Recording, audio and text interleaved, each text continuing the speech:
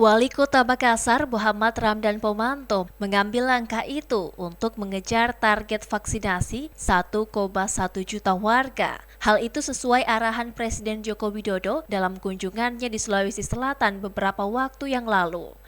Presiden Jokowi meminta para kepala daerah khususnya Makassar untuk makin gencar melakukan vaksinasi ke seluruh warganya. Berdasarkan data Dinas Kesehatan, jumlah warga yang telah divaksin baru 56% dari target kekebalan kelompok atau herd immunity, yakni 70% dari total warga Kota Makassar. Wali Kota Makassar Muhammad Ramdan Pomanto mengatakan, stok vaksin baru saja diterima dengan jumlah 144.000 dosis. Koordinasi dilakukan dengan Pemprov Sulsel untuk menambah stok vaksin yang ada agar vaksinasi terus berjalan tanpa kendala kekurangan lagi. Kalau saya lihat di daftar itu 114.000, tapi laporannya baru 60.000 yang dikasih. Jadi kita minta semua, bahkan minta tambah lagi.